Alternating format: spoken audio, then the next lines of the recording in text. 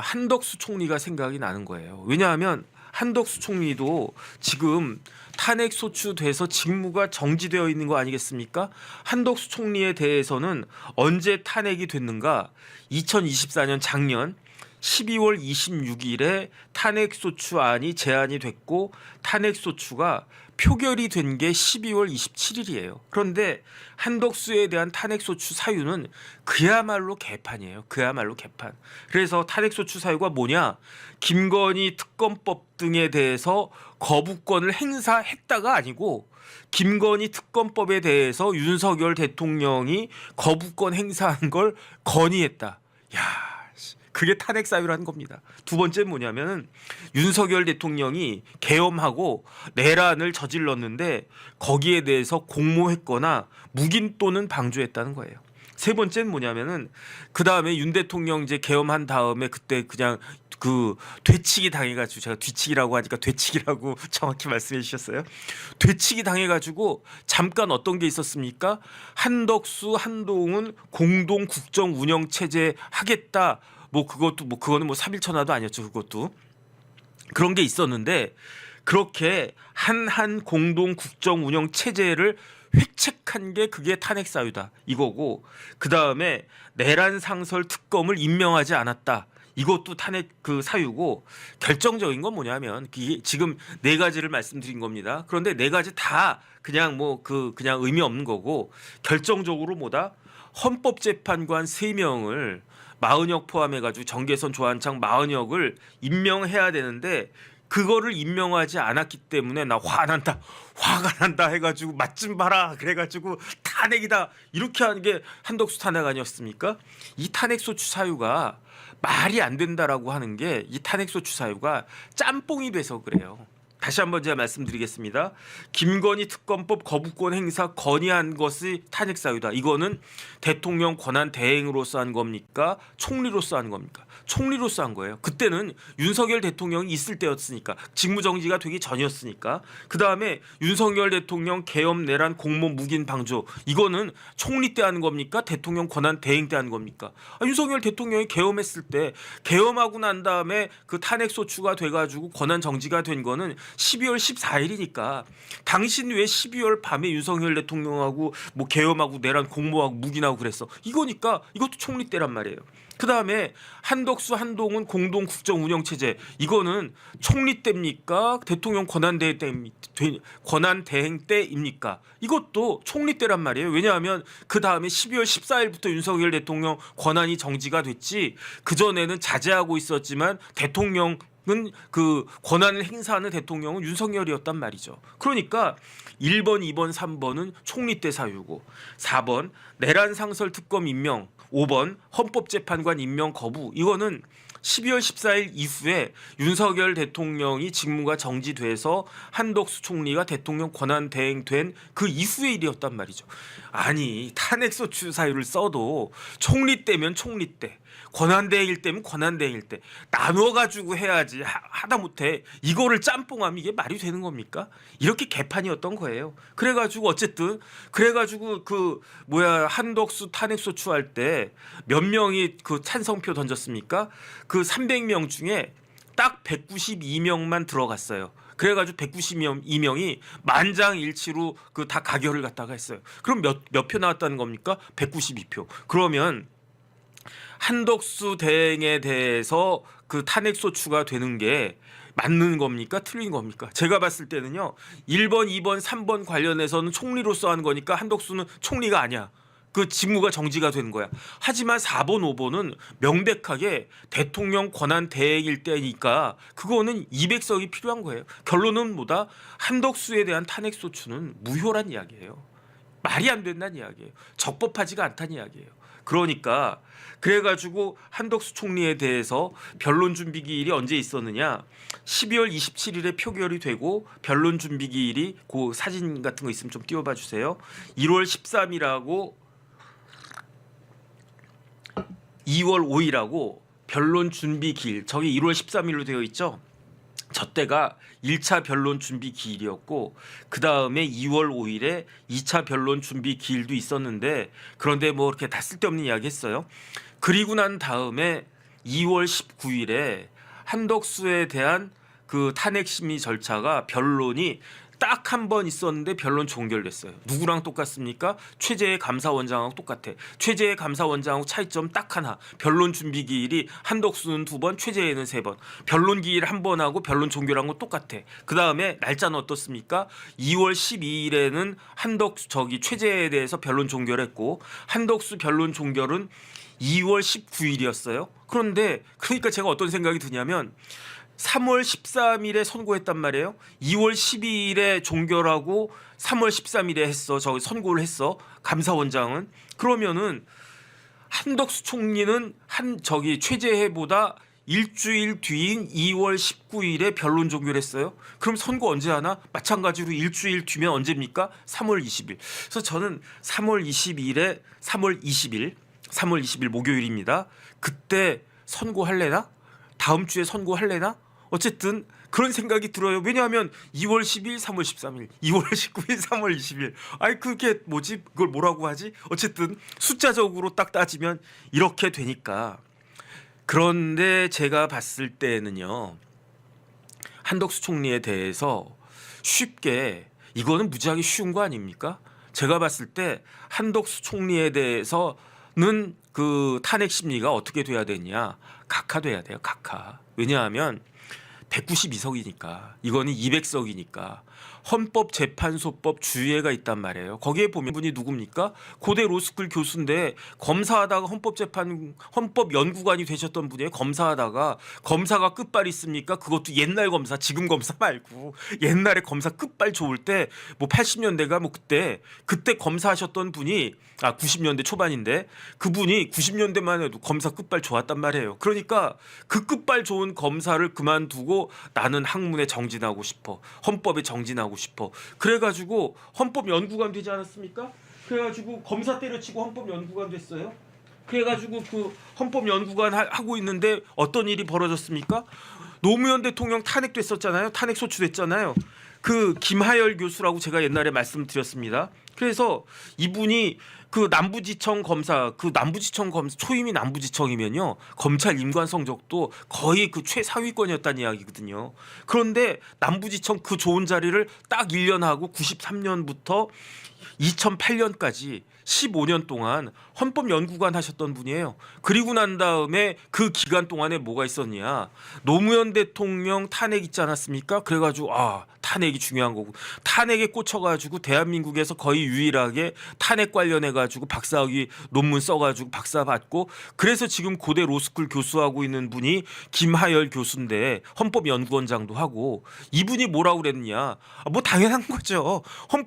대통령 권한 대행은 대통령하고 똑같이 탄핵 그 200석 필요하다 이렇게 거기에다 썼단 말이에요. 거기에다가. 그런데 이게 틀린 말입니까?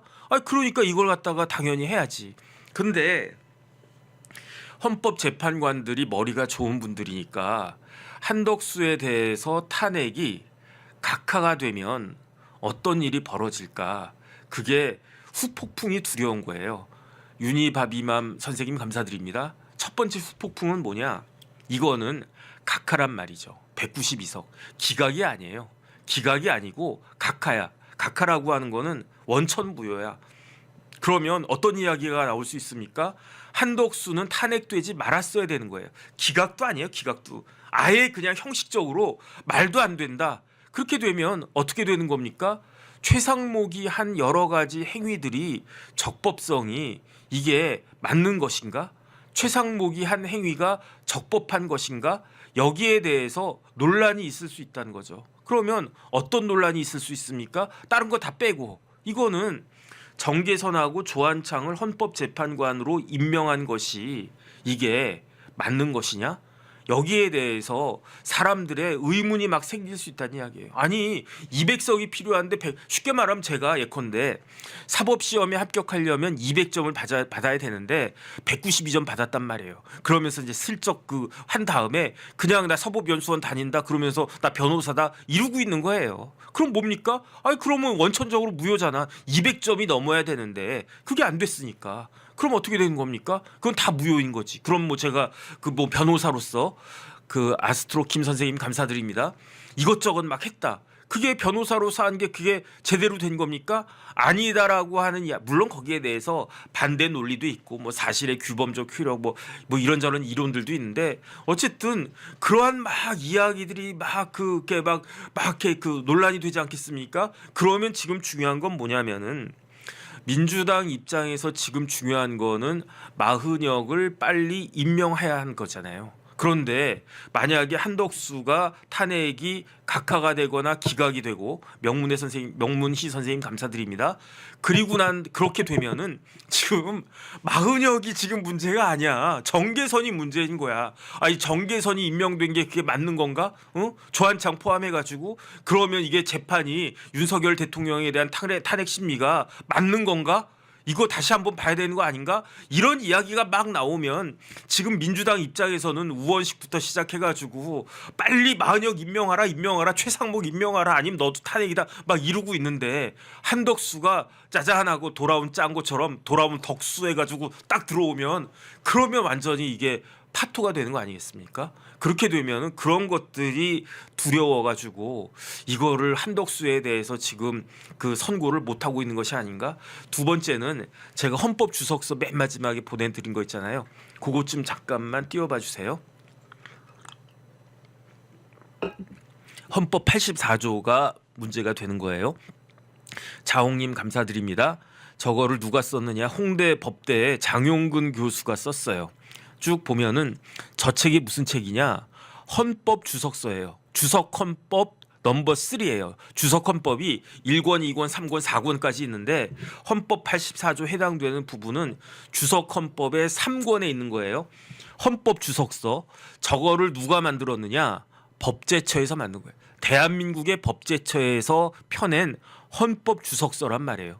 헌법 주석서에서 쭉 보면은 장용근 교수가 썼는데 606페이지입니다.